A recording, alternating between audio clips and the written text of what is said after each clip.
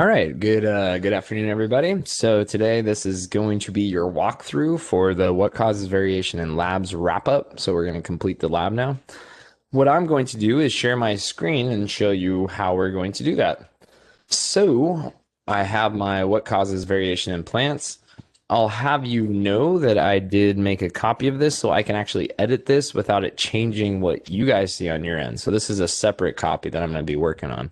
And you guys can also do this too if you would like. I'll even show you a couple tricks. So the other thing I got to show you is in module 4. So wait, let me go back to the beginning here. If you come down to the holy crap, if you come all the way down to the bottom of module 4, where are we? Right here. All right, sorry for that brief interruption. I have children at home. Actually, this is the second time this kid has had to come home in quarantine because someone in his class got coronavirus. He is the only kid at his entire campus who has had to quarantine twice. So if it seemed like I've been out of touch the last couple weeks, that's why, because I've been doing homeschool with that kid. A lot of fun, let me tell you, especially when he's like an indigo child and just wants to float around and not sit and do his work. All right, I digress. Where are we? Okay, so what causes variation in plants? So I got the individual and group data here. So we're just going to pretend like our plants grew fine and that nobody had a panic attack and their plants died. And so I just opened this spreadsheet up here. I'm actually going to show you guys how to do the calculations, like the chi-squared calculations in this spreadsheet. So make sure that you also come up here when you get to this and say file, make a copy, and then go ahead and make a copy like, I don't know, on your own Google Drive. Okay. Boop, boop. I had two of those open. Whoops. All right. Here we go. Copy. Let me get rid of that so I don't accidentally edit it. Okay. Okay, so here we are. What caused variation in plants? We grew the plants. We fertilized them. We got our F2 generations of seeds. So, just so you understand what we did, right? We had plant, in case you forgot, it's been a while. Parent A, or plant A, getting some popping going on. Plant A, all had purple stems. Plant B all had green stems. We bred them together, made plant C. Plant C's had all purple stems. And so it looked like the purple trait was dominant and the green trait was recessive. Now, if you remember, those pure breeding purple stem plants came from pure breeding populations of purple stems, so there was no variety within those. Same thing with the green stem plants. They came from a pure breeding variety of green stem plants. And when we hybridized them and bred them together, we only saw purple stems. Then we took those hybrids. We took those, what we would assume are heterozygous. They've got one set of chromosomes from the purple parent, one set of chromosomes from the green parent. We took those hybrids and we bred them together. So we bred two heterozygous individuals together and created a whole bunch of F2 seeds. And F2 would be that second generation, the grand daughters and sons, if you will, of our original parent plants, which were purple and green. And so these grandchildren were guessing are going to show we're guessing that even though the green stem disappeared in the hybrids, that it's going to reappear when we breed the hybrids with the hybrids, when we breed the hybrids together. Okay, so what we need to do is we need to go look at our results. And so what we're going to assume is that you guys took your seeds from those F2 plants and you put them on these paper towels, you germinated them, and then we went and counted them. And so that's where we're going to get our data from. So I'm going to come over here. And I want you guys just to use the individual data. So individual data for this first calculation.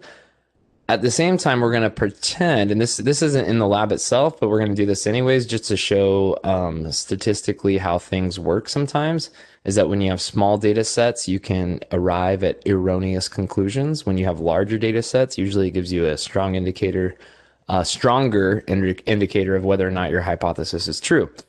So like if I have a hypothesis that all people are left-wing activists, then I go out and I sample two people and they both happen to be left-wing activists. I can make an erroneous conclusion that all people are left-wing activists. The more samples I take, so the more people I ask, hey, are you a left-wing activist? Then probably I'll start to arrive at a more comprehensive answer to my question. So that's why we like to work with bigger data sets. So anyways, we're just going to use this individual data sets here. So I counted 16 purple stems and 4 green stems. Let's do that. So my green stems was 4. My purple stems was 16. In case we had any no germination, which this is all fictitious, we didn't have any that didn't germinate. They all germinated. Isn't that crazy? All right, so the first question is why did the green stem phenotype show back up in the F2 generation? I'm going to change my lettering to be, let's do something pretty like blue. Okay. Why did it disappear? Why did it show back up? Well, it was absent in the F1. It was absent due to being masked by the dominant allele. It showed back up in the F2 when it was paired with another recessive. Oh, look, it filled it out for me. Thank you. Okay, so that's why we assume that, that it got paired back up with another recessive allele. It was able to be paired back up with a recessive allele only when we were breeding hybrids together.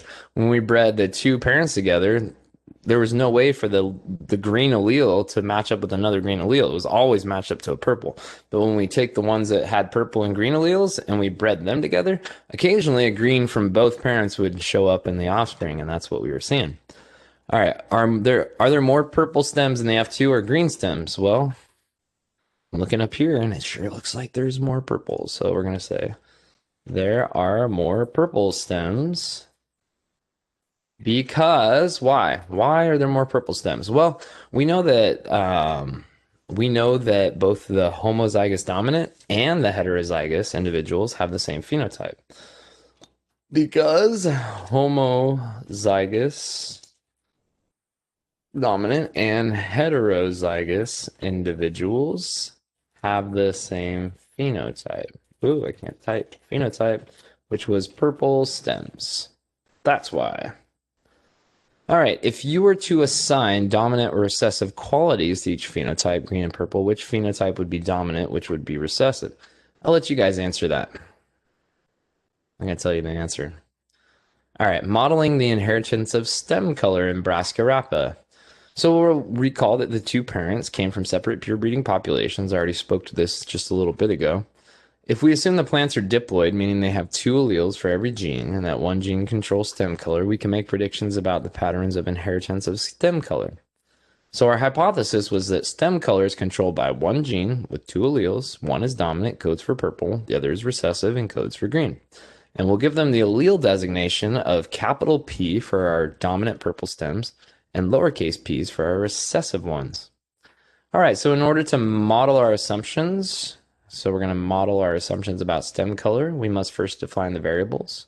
In this following table here, we're going to record the genotypes of each pure breeding parent plant, A and B. So pure breeding plant A, pure breeding plant B.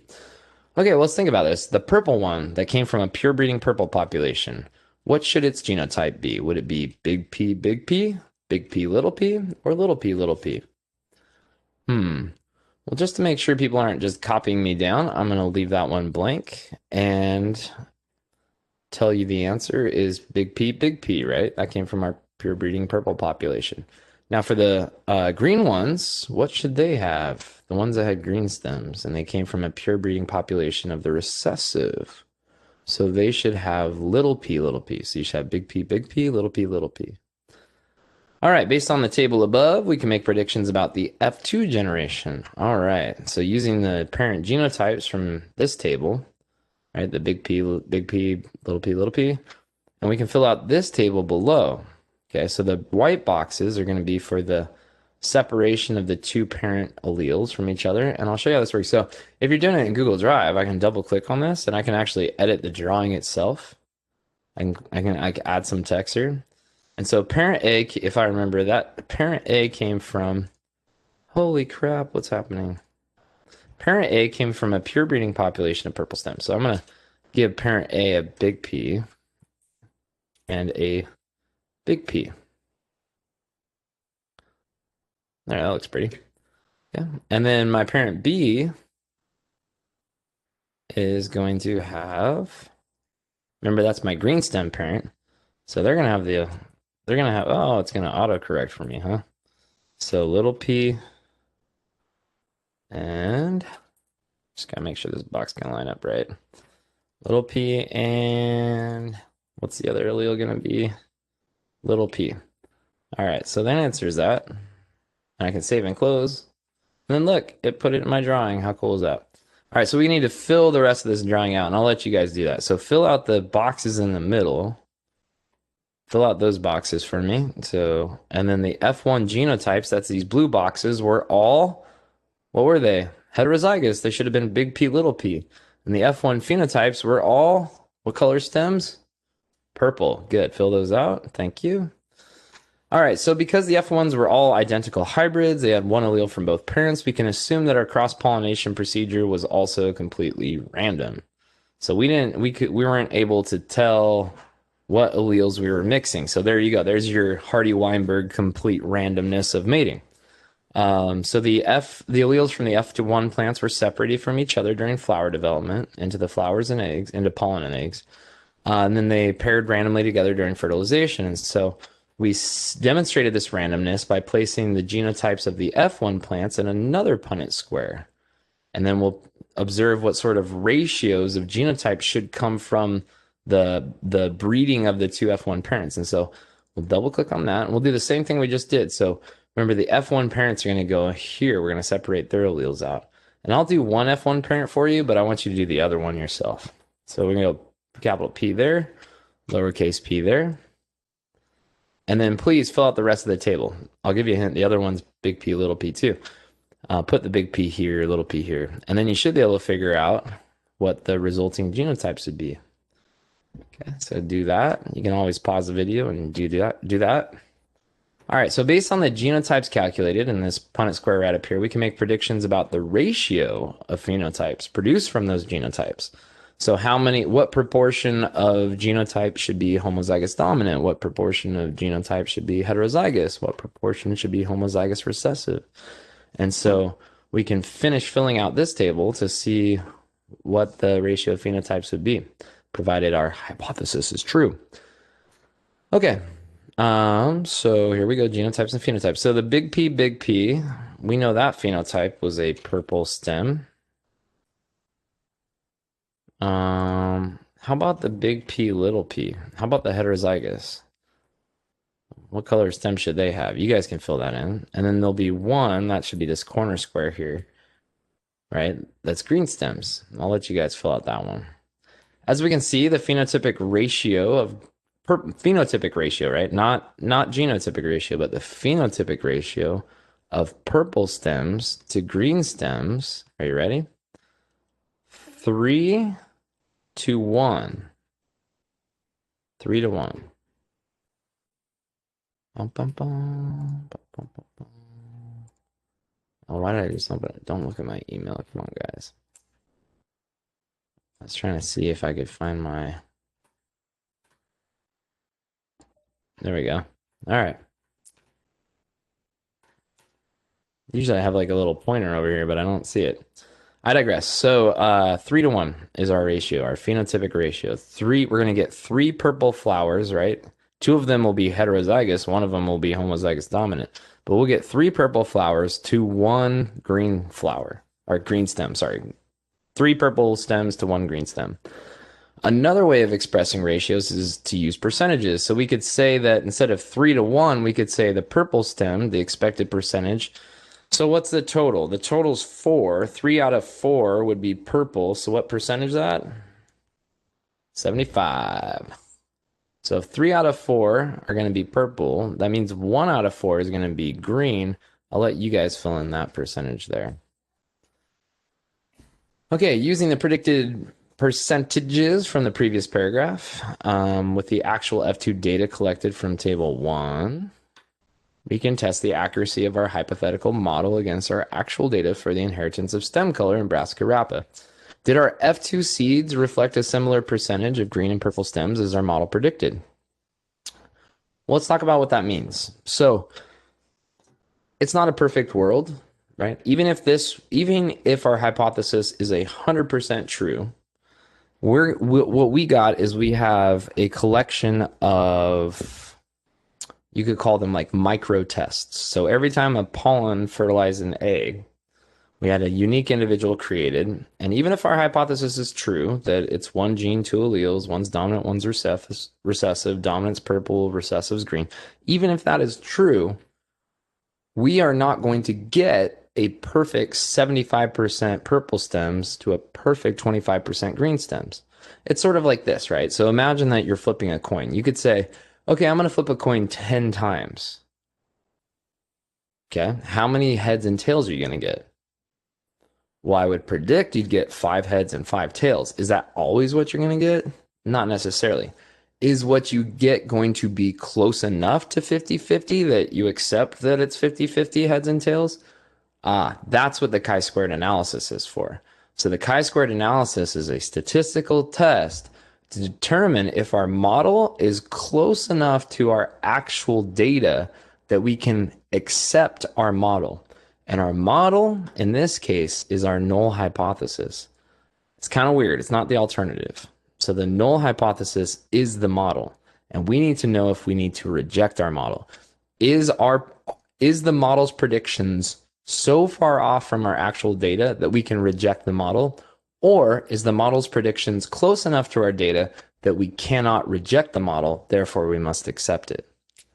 Okay, so chi-square test compares the number of expected versus the actual or the observed number of that type. So for instance, if we had 100 seeds, or I guess I'm going to explain this in this paragraph, so I'm not going to make something up off the top of my head. So if my model says 50% of humans should be male, and I have 1,000 total people, I would expect there to be a 500 males in that sample group. But if I go and count the males from that group, I only observe 475. Is 475 close enough to 500 that I have confidence in my model? We'll get there. For now, let's calculate the number of expected purple and green stems based on the data from table 1. So table 1 was, remember this, it was this as our, and is this close enough to our 3-to-1 ratio? Is that a close enough 3-to-1 ratio that we can accept our model? Where am I? Okay. Okay, so calculate the number of expected purple and green stems based on the data from table 1. Place those numbers in table 4 below. This is table 4. For instance, if your total count is 50 seedlings for total, right? That's observed. You would expect 75% of the total to be purple and 25% to be green, right? Okay. It's okay if you have decimals. It's okay if it's like something point something. That's fine. So let's put this in. We had 16 purple stems, 4 green stems for a total of 20. So what's 75% of 20? We take 3/4 times 20, and it gives us 15. What's 25% of 20? Well, if you divide 20 into 4, if you divide 20 by 4, you get 5. So 25% would be 5. And then just to double check to make sure I'm using the right data, 15 plus 5 is 20. 16 plus 4 is 20. Okay, so are these two numbers, is 16 close enough to 15, right? So this is the example, like, I went out and counted 500 males out of 1,000, but only I went out and counted 475, or in this case, 520 males out of 1,000.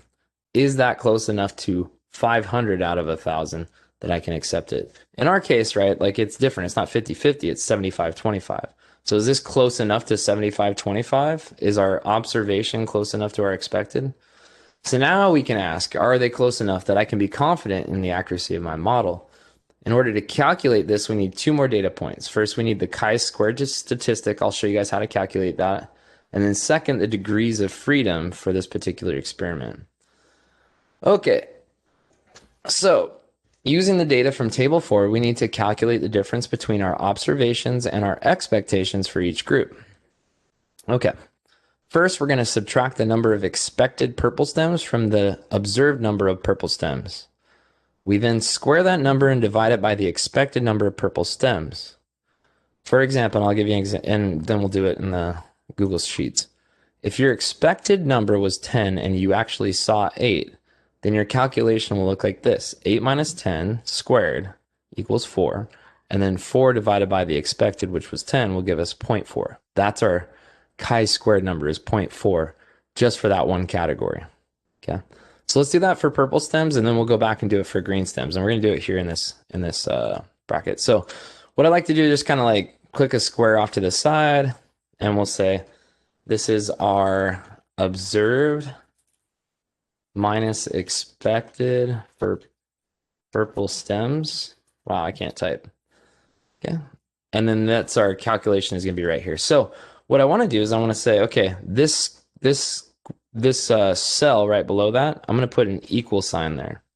Now what that equal sign tells it is it's like, okay, I want this cell, this value of this cell to equal this formula.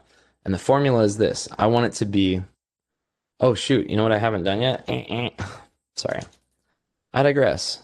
So over here, let's put in our expected value. So this is my observed, or this is what we actually saw. Let's calculate our expected. So I'm gonna put a new column in here and call it expected. And then I'll do the same thing for the group data. So you guys do this too. So expected. So we got expected here and expected here. And then if you want, you can highlight this column, just click and drag, and then come up here to the border and just give it some borders. So it kind of looks like it's part of the collective. And boop, there we go. Okay. So the value, so what is our expected number of purple stems? Well, it's our total, right? We expected a 3-to-1 ratio or a 75-25. So we take our total number of plants that we're counting and we multiply that by 75 for purple. So I click on this cell and I want the value of this cell to equal 20. So I'm going to click on this cell and then I'm going to shift +8, which is going to give me that multiplication sign. And then I'm going to go just type in 0.75 and then hit enter. Okay, that gives me my expected. And that's going back to this right here, right? We already calculated this, right? The observed expected. We already calculated that. So, but we're just doing it here mathematically. All right, so in this green column, we're going to put an equal sign. And then the same thing, we're going to say, okay, what's the total? And then the proportion of the total that should be green, which was 0.25. So we're multiplying that. We're taking F10 multiplied by 0.25 and then just hitting enter. Cool. And then just for fun, we're going to put equals down here for the expected, the sum, and then so what I'm telling it to do is I'm saying, okay, the value of this is the sum, and then my bracket, and I select the 2 data points. So I click and drag here. And you can close the bracket if you want, like that, or it's smart enough that if you hit enter, it'll just do it for you.